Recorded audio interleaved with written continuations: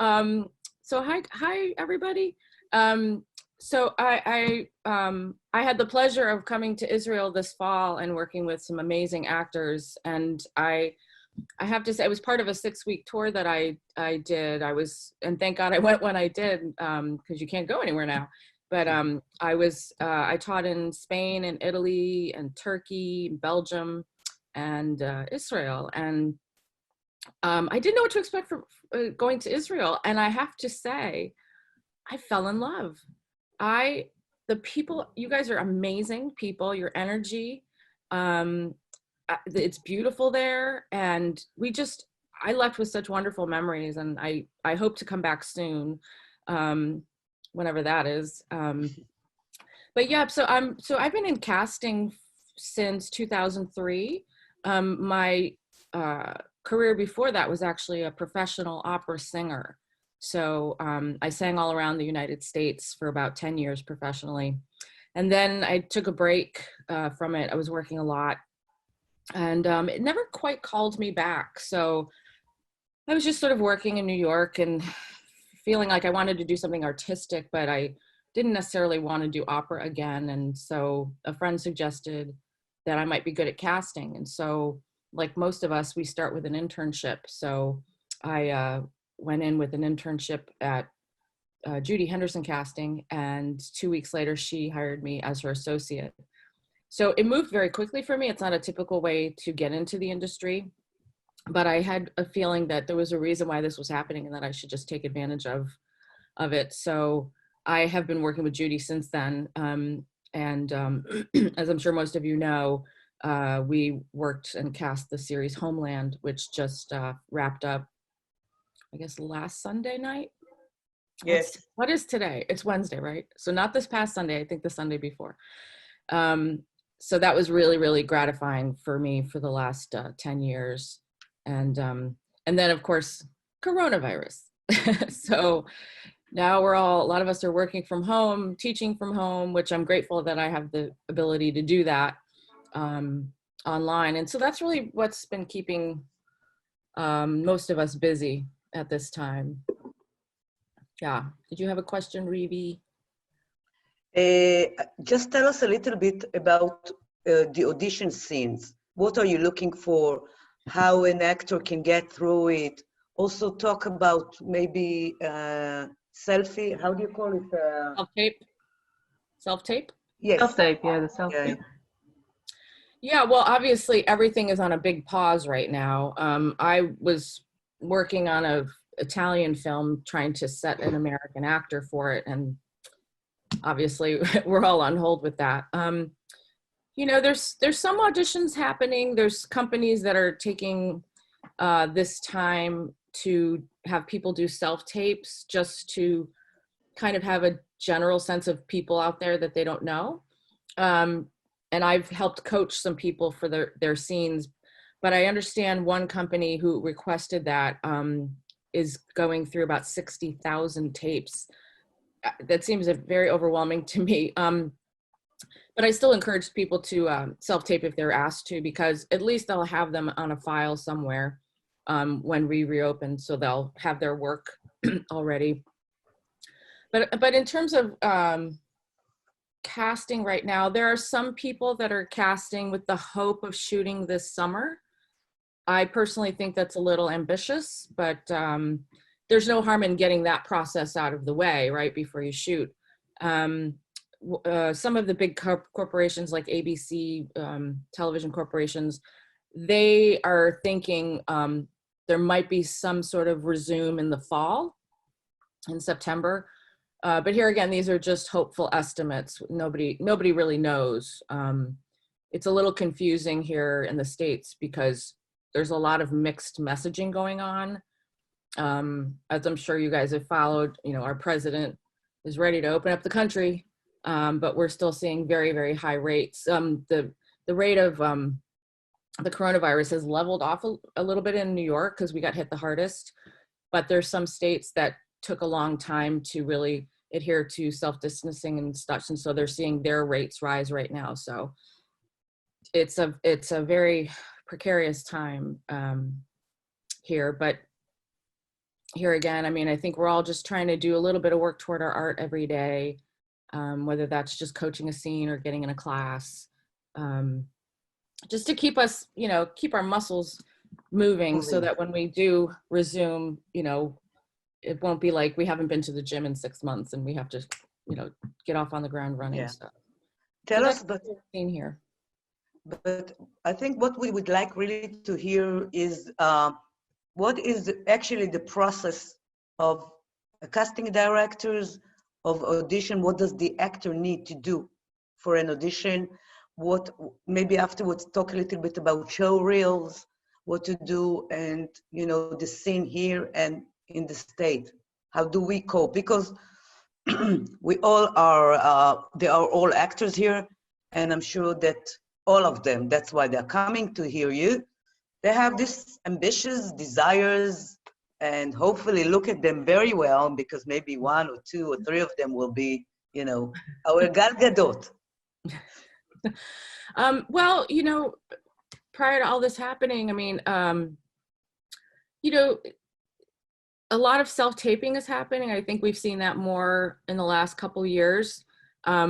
Actually, with Homeland, I was having a lot of self-tapes from actors before it kind of got popular. Not really because I wanted to. It's always best to be in the room. That's what we, when we get our best work done. But because of the nature of our show, we, literally shot all over the world. Sometimes it just required us to be in New York and have people tape in Morocco or Germany or, wherever we could find our actors. And so when we would, through our process, we would post a breakdown of what we're looking for to our agents and managers. If I was looking for somebody in Europe, I used mostly Spotlight to post our breakdowns and reach Just a second. Do you know Spotlight, Chevre? No. So maybe tell us. Yeah, so Spotlight is like, it's the equivalent to breakdown services in the States. It's a place where you as an actor can put your picture, your CV, your reel on there. We can go and do searches if we're looking for something particular. A lot of agents and managers pay for the service so that they can submit their clients on a project. So that's what that is. There's also Italenta, which is another service that we have gone on and looked for people as well. So I think those are the 2 main ones in the European area. I don't know, do you guys have something like that similar in Israel? Not really. Is it something you have to pay for it to be on it? I think, I mean, it's free for me to use, but I think they pass on the fee to to the actors and the talent agents and the managers to use. So I don't know exactly what the fee is. I don't think it's horrible. I think it's based on how much material you put up. So like it'll cost a certain amount if you just have your headshot and CV. But if you want to add a reel or extra pictures, then I think you have to pay a little bit more for that. What was the second name? Italenta. Thank you. It's like E and then talenta. Spell it. So those are the 2 that we mostly used when we were casting outside of the United States. And then just, talking to agents and managers and getting ideas from them for folks. I will say on Homeland, we didn't really, there's an option on our breakdowns to either give the information just to agents or managers, or we can also open it up to all the actors. So like you could self-submit, right? But we didn't really do the self-submission ones because on average, we would probably get about 3,000 submissions per role just going through agents and managers. So, and the way the process works with 1 hour episodic television, you've probably got about 8 to 10 days in between each episode to cast. so you move very quickly. So if I opened up it to all the actors, then I can't even imagine how many submissions I would have to go through. So it wasn't a personal thing. It was just more of a time management thing. But that's not to say that I didn't also take advantage of doing searches by actors who weren't under representation, because sometimes I needed something very specific, a language or a certain skill set, like military training, whatever it is, one-arm juggler, just to make sure that I've covered myself with each project. So, that's the typical timeline in which we had to work through. But yeah, it's daunting. And tell me something. If I want to do a self-tape, okay, at home, is it something that consider acceptable, or you have to go to someone who is professional? Does it matter? Well, there are services here in the States where you can pay a little fee and they will have professional lighting. They'll sometimes provide you a reader and they'll tape it for you and send you the file. But I think that if you have a good camera and good lighting and good sound, you can do it by yourself. I mean, I've had people tape themselves, self-tape off of an iPhone, or, I have a Samsung Galaxy 9 or something, has a really good camera on it. So I think as long as those elements are clear, if you have good lighting and good sound and you have a reader. What is a reader? Somebody who reads the scene with you. So is it acceptable that someone gives me the lines? Yes. Yeah, you could grab your husband or your girlfriend, whatever. I mean, as long as they're, they give you enough to feed off of, but they don't distract. There have been times when I had one guy, I was evaluating self-tapes, and I noticed his reader was so loud and had this really thick accent. And I told him, I said, I found that a bit distracting because I'm trying to watch you, but I'm hearing this. And he said, well, I was stuck at a hotel and I grabbed the gardener. And I think he was like Cuban or something. So I think the guy just got so excited to read with him. So he was like, acting it out. So I just said that's where it could be an issue if the reader is putting too much into it, because it's not about the reader. But it's always helpful to have somebody in person to read with you. Some people have recorded their voices and then tried to play it off of a recording, or somebody's had somebody on the phone doing the scene with them. It's a little distracting. It's kind of hard to play it in real time, especially if you've pre-recorded the other lines and you're trying to play it. It just feels weird. So it's always best if you can to, get somebody to read the lines with you. So in fact, now that everybody's in shelter now with my classes, a lot of people have been recruiting their girlfriends, boyfriends, wives, to read with them. They're like, I've never had to do this before, but now we're, stuck inside. And so apparently now I'm his reader. So that's been kind of funny.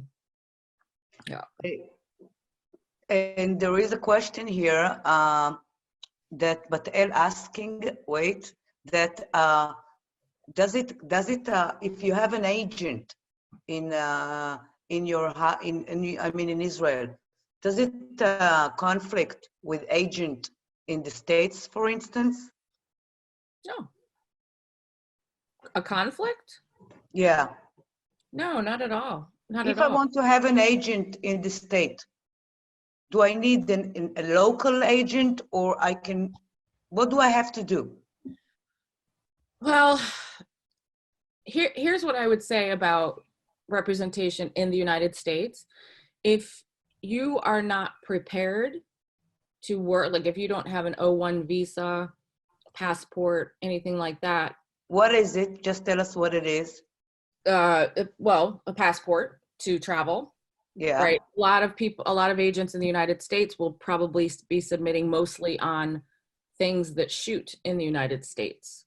So agents and managers are going to want to make sure that you're able to work, right? So if you're in Israel and you don't have a visa, an O1 visa, or in the United States, some companies want you to have a green card to work. We've never had that required of us, but we've always made sure that any actor we have is able to travel wherever we need them to shoot. So, you know, I've had people come over from, you know, Europe or the Middle East or whatever, to the States and say, you know, I'm looking for an agent. How do I get it? I'll say, well, do you have all these things? Oh, no, I haven't. I'm still applying and waiting. And I said, then there's no point. Nobody's going to even deal with you until all those things are set and you're ready to work. So it's not impossible, but it's just, here again, there's no, I can't do anything for you.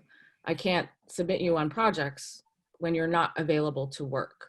So, so that's something I would think about if you were looking to get any kind of representation here in the United States, is that you're going to have to do all that prep work before anybody's even going to talk to you about it.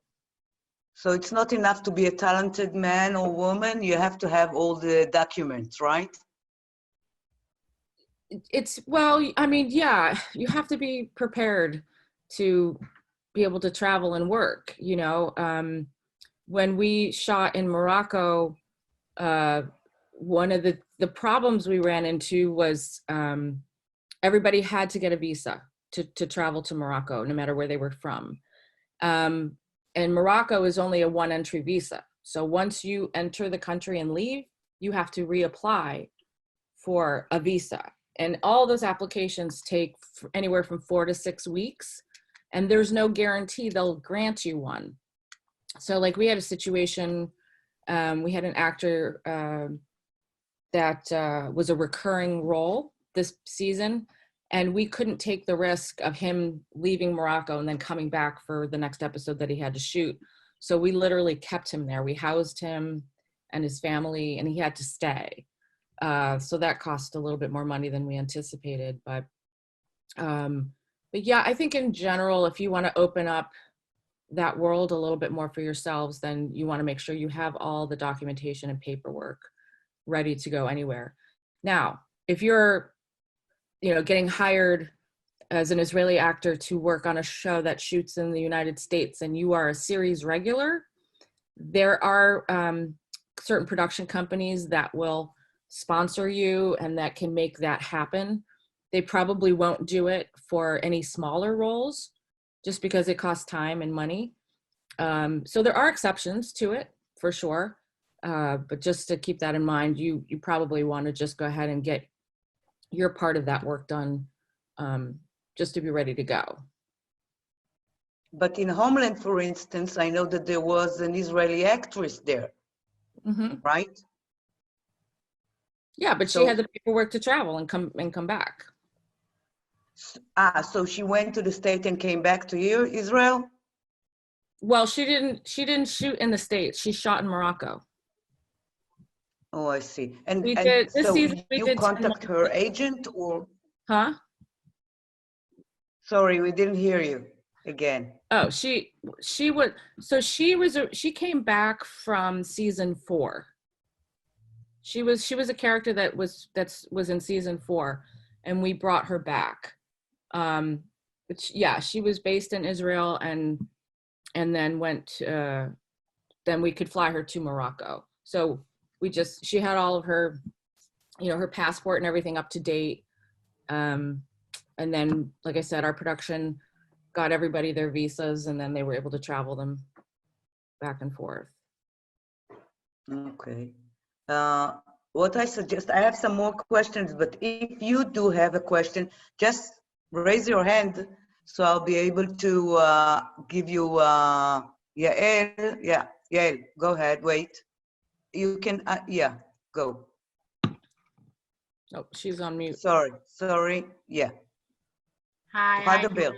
Hi, thank you for talking to us. What I wanted to ask, and others are wondering, is once you, let's say you have an O1 visa, or you have a green card, or, you know, that thing is set. What do you have any recommendation on how to try and get an agent or representation in the United States? How to go about it? What should we do? Yeah, well, I mean, a lot of agents and managers, you know, if you have their contact info, I mean, I've received them. Obviously, I'm not an agent, but I've received emails from people that live all over the world saying, "Oh, I'm an actor, and I'm, you know, keep me in mind for this or that." So, I mean, you could probably draft an email if you can get access to their email and submit your materials. But I think it's always best, quite honestly, if you make a plan and you're able, obviously not now, but if you were able to travel and make a trip to the United States and, you know, do a lot of that homework prior to that, try to set up meetings if they're taking meetings. Sometimes you can meet them in a class.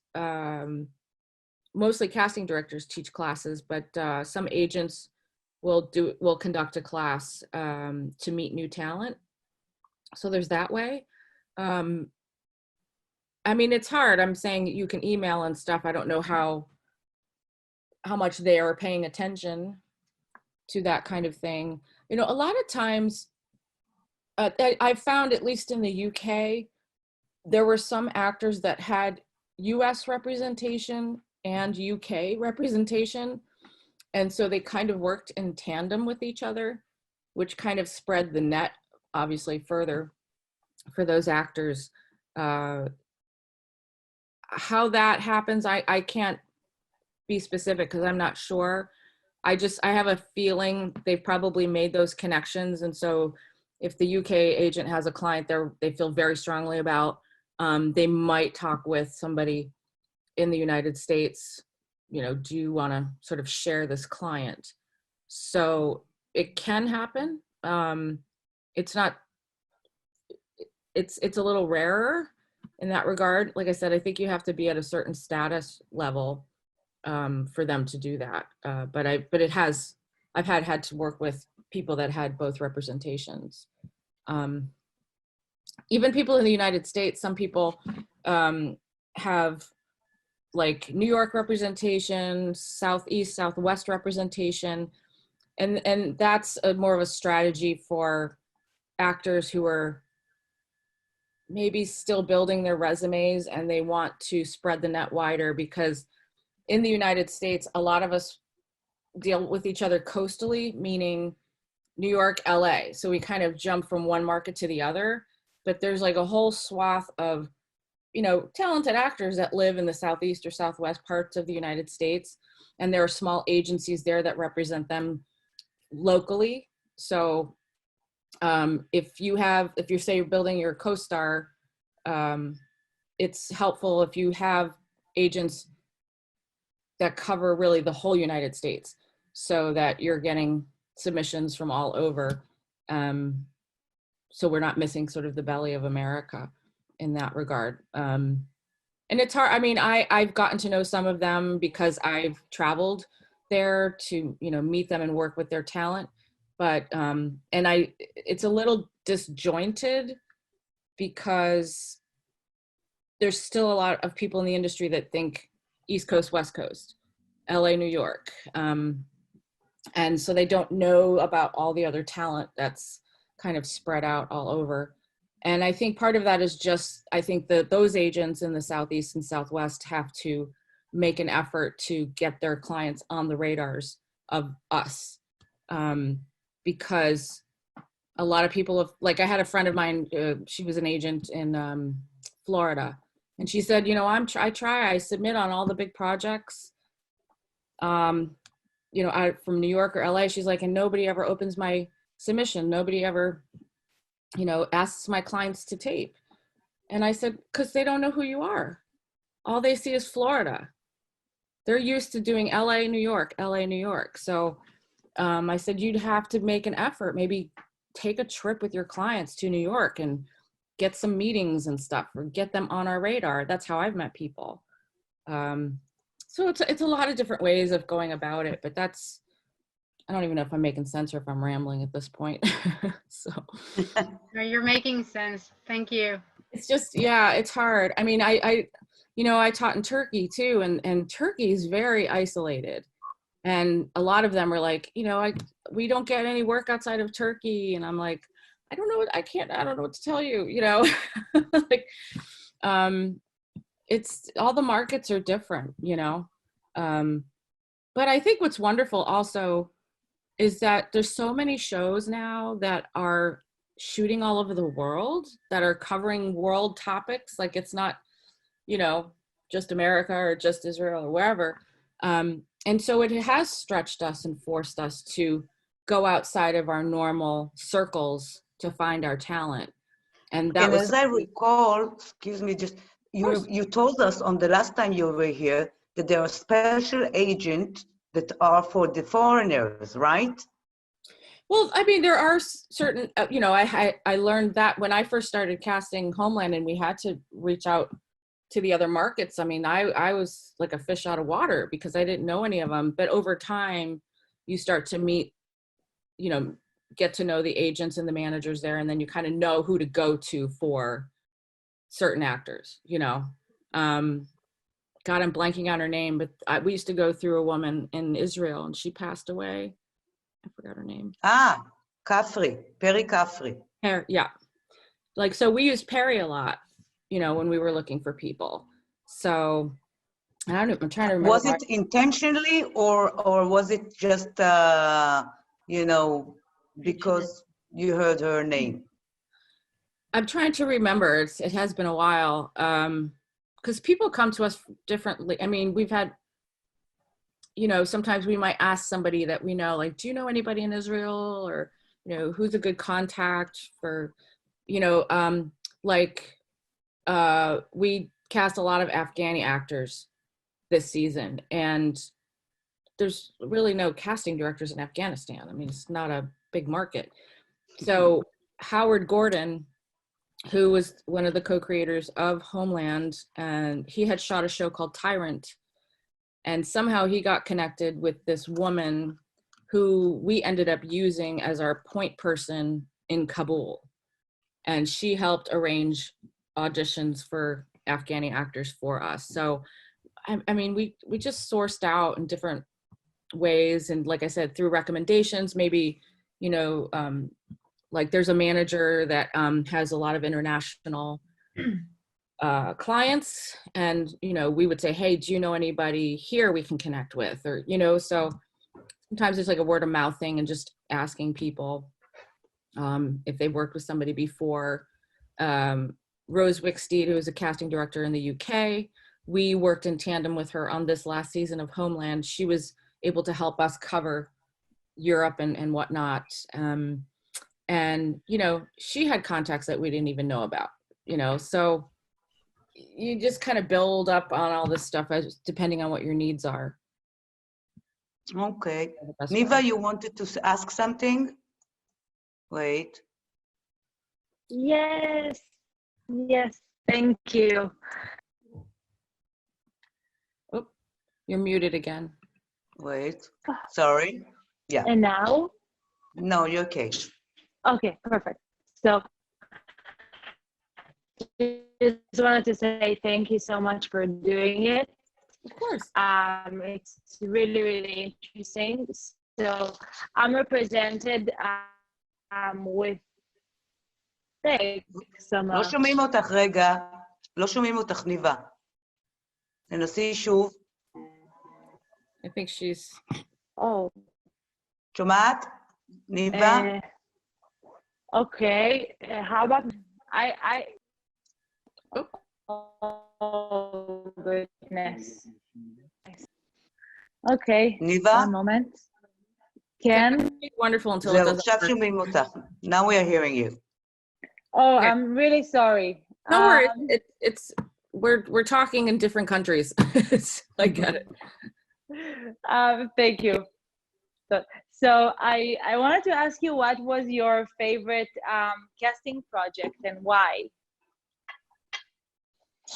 Homeland was pretty good. I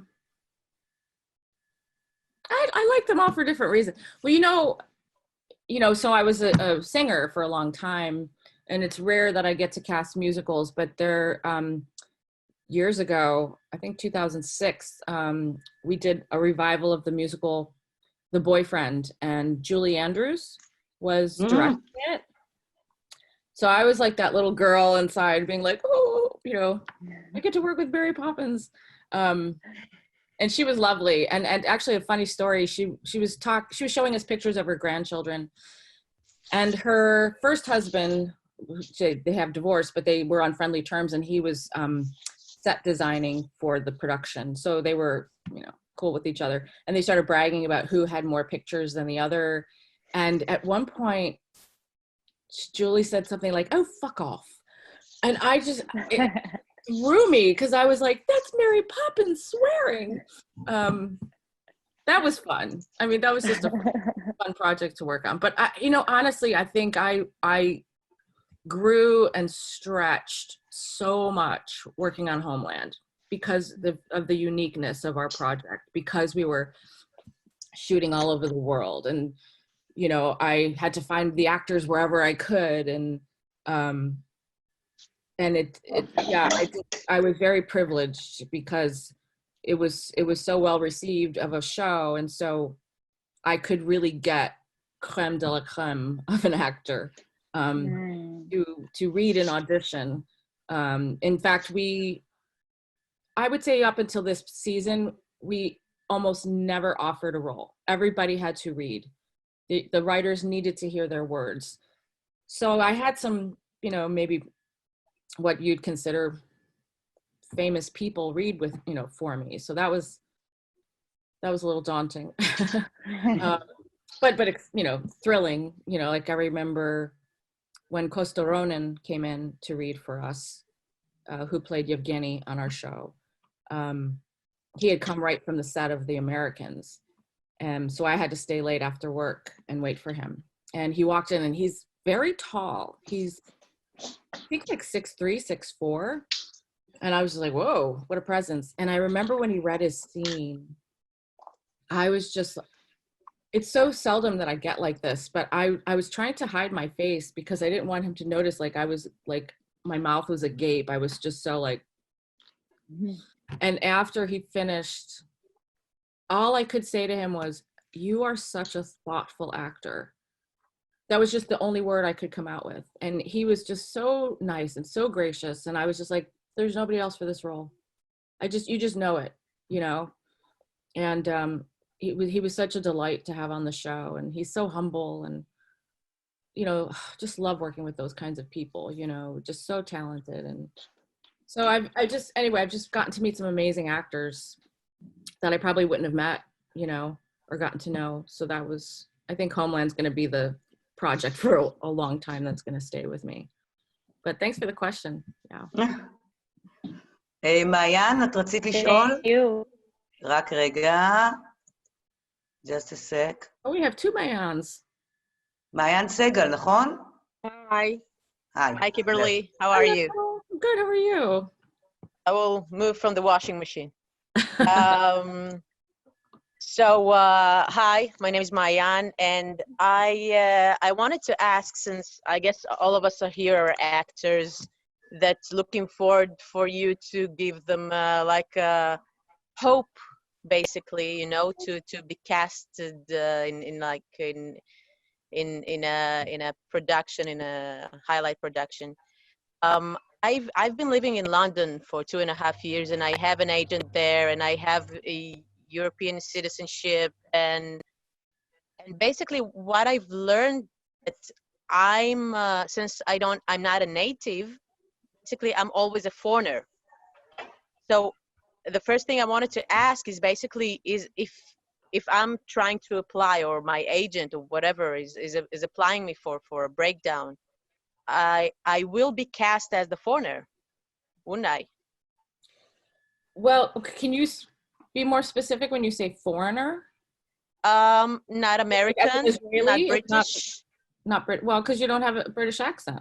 it's like here in Israel, there is a huge complaint that the Arab actors are nothing but are always being casted as the terrorists, and that they don't have like more roles. It's like in the United States when you had black people, so they always were casted as a specific typecast, and only the recent years you see them like everywhere.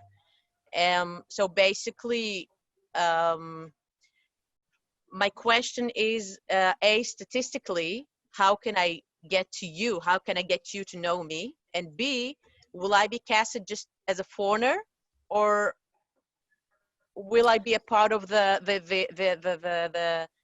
whole society, or I will have like a normal role? Okay, so when you see the Big Bang, you have the Indian, and you have Yeah. I think that we have seen a lot of changes. I'm gonna say in the last 10, maybe even a little bit longer, in casting in terms of diversity, opening up roles. I remember when I first started, I worked in commercials, and they would sort of pose the language of like ethnically ambiguous.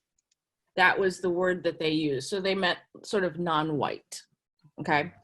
A code word, right? Non-Caucasian.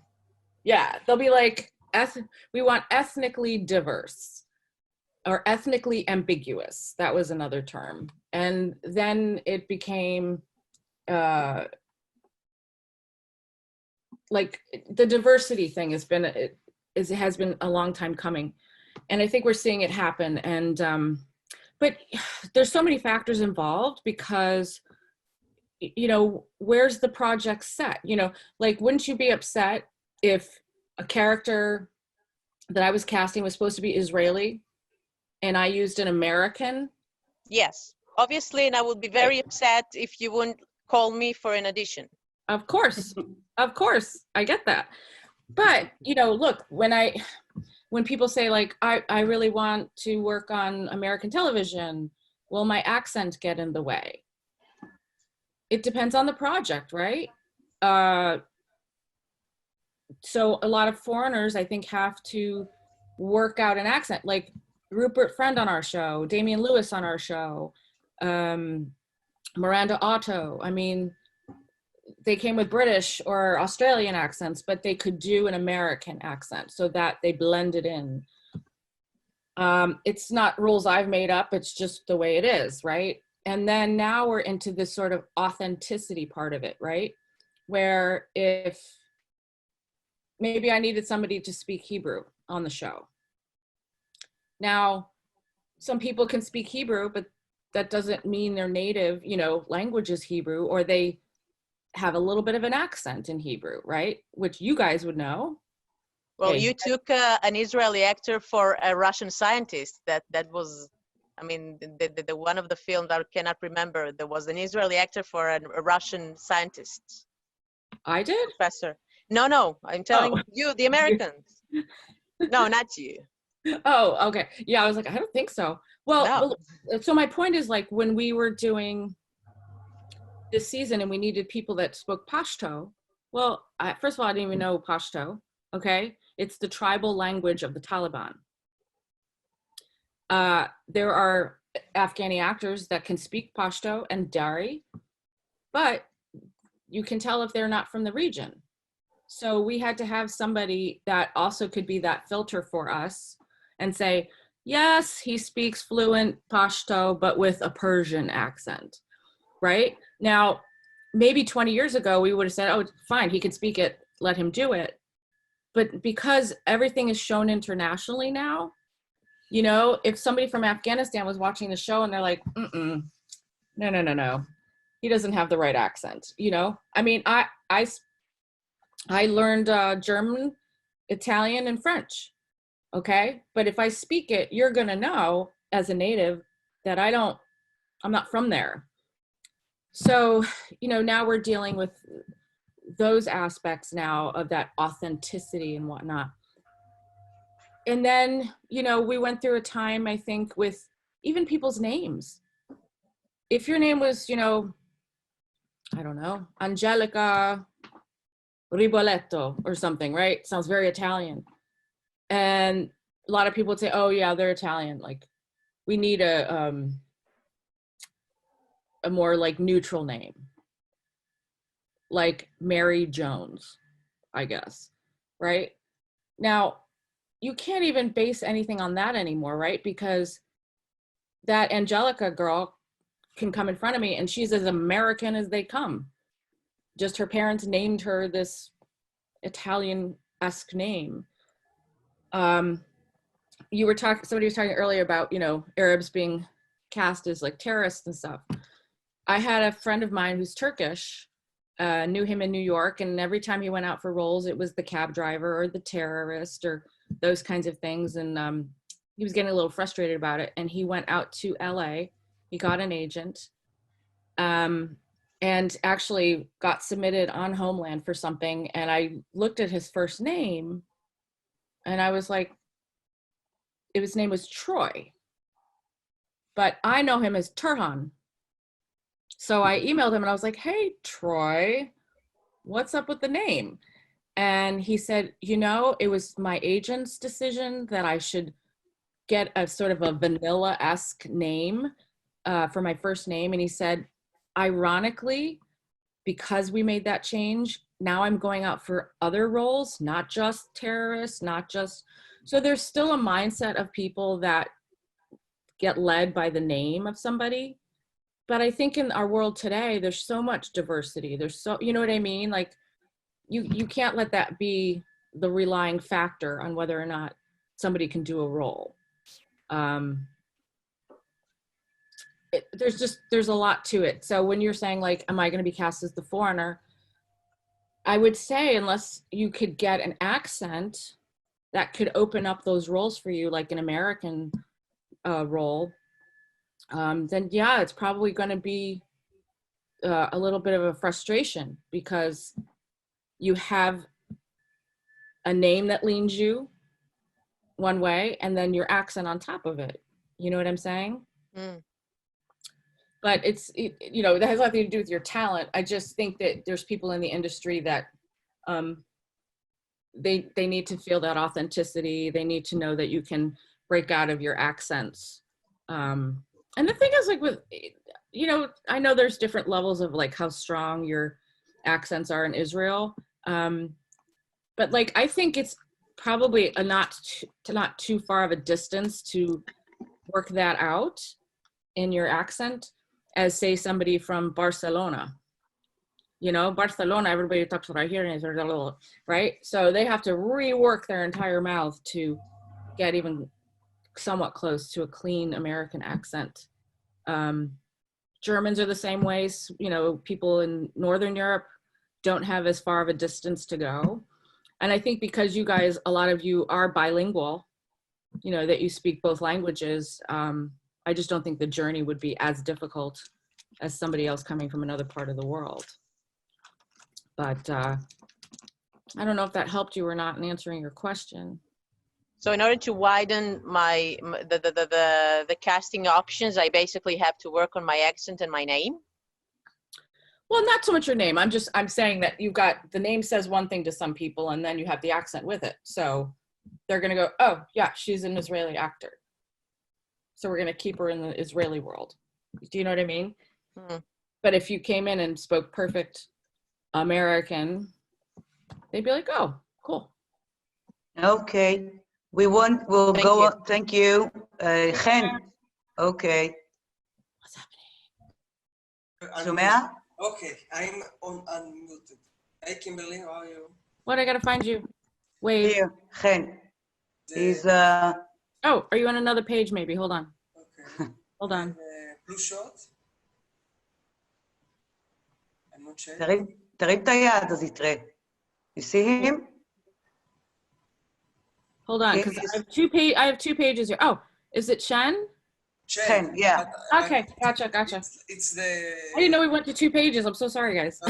It's not Chen, it's Chen, but I wrote it in the German accent. In German... I want to ask you, we have, by the way, you can think of me as Grace. Grace is Chen. in Hebrew. So it's the same meaning. Okay. I want to ask you, because we got like around and around, I want to ask you about the casting work. When you see someone acting in audition or in self-audition, what is the main thing you are looking for?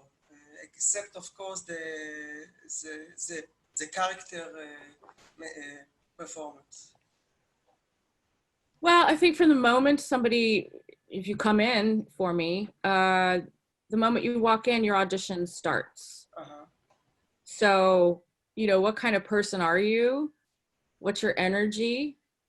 You know, in addition to wanting you to make some strong choices in your acting, I'm also assessing, are you the kind of actor people want to work with? Mm-hmm. You know, are you a pain in the butt? You can say that by just exactly. Well, you know, do you waste a lot of time in the room? You know, or do you come in, are you prepared to get to the work, and then, you know, hopefully we have time to adjust you. And then, of course, you know, when you do your scene, I want to understand the choices that you make as an actor. You know, what are you clear about where the scene is going? Are you clear about who your character is? So that's why we use the word strong choices. So if you came in and did a scene, and then maybe I asked you a question, you know, what's the relationship? And then you said, well, I wasn't sure if he was my husband or my brother. Okay. Then I would say, and that's what I got, that you weren't sure. So make a choice. You know, I can work with somebody if you make a choice, even if it's completely wrong, right? But when you come in and you're not sure yourself, that's the intention of the scene now. So that's why you have to be very careful and come in and make strong choices. And I understand we try to give you as much information as we can before you come into the room, you know? So it's really up to you guys and your craft to figure out, ask yourself certain questions about the scene. What does my character want? What is the obstruction that gets in the way of the want? What is the result? The regular thing about character. What is the main tip you can give us about, you know, go on a good audition? What is a success audition? Come in. I ask you if you have any questions. A lot of times actors will say, I don't think so, unless there's something you want to tell me. And a lot of times I'll probably say, nope, let's see what you've done and prepared. And if we need to adjust or play, we'll do that. And you do the scene, and then I give you an adjustment. I might say, thank you very much. That's all I need. And then you leave. That's the best audition you could give. What is the main tip you can give an actor to do a good audition? In order to do a good audition, what is the main tip you can give someone who wants to do a good audition, a good influence on you? Well, I think exactly what I just told you. Mm-hmm. Just come in and be very clear about what your goals are, do them, and then leave. Be open to an adjustment if I need to give you one. And I have my reasons for doing that, which none you should be concerned about, because you don't have control over that. So it's just really coming in, making those choices, being flexible if I give you a direction. Sometimes I'm just seeing if you can take the direction. It doesn't mean that the choice you made in your first read was wrong. You know, sometimes I'm checking to see if you're locked in your choices, because I'm sure we all know actors that do it a certain way and they don't really have any wiggle room, and they work, but it's my job to know that. So if I'm telling my client, if you like what he's doing, that's great. Just know that that's all he can do. He's not going to be able to play and give you any more. Do you know what I mean? Yes, it doesn't have a variety of you know, actions on his playing. Yeah, I mean, I think don't have a wide spectrum of. Yeah, not everybody's Meryl Streep. Not everybody, you know. Some people just come in and they do that one thing really well, you know, and that's okay. You know, they work, but like I said, it's up to my, you know, what I do to inform my clients that, look, this is the only direction you're going to be able to take them. And that's, if that's what you want, you know that now, you know, where if you have somebody who comes in and you're like, hey man, they can give you this, they can give you this, they can give you this, you know, that's also, you know, that's really what you want, because it gives you room to play with scenes and such like that. So yeah, I really, I mean, the best thing you can do is just, you know, come in and do your work, you know, and be very clear about it. You know, if you come in with the idea that you're, you know, you're going to try to show me what you think I want to see, that almost never works. You know, I like a confident actor who comes in and asks, has already done that work, has asked those questions for themselves, and has made a clear goal in the scene of where they want to take this character. Of course. Okay. Thank you. You know what I mean? That's my favorite audition. Thank you very much.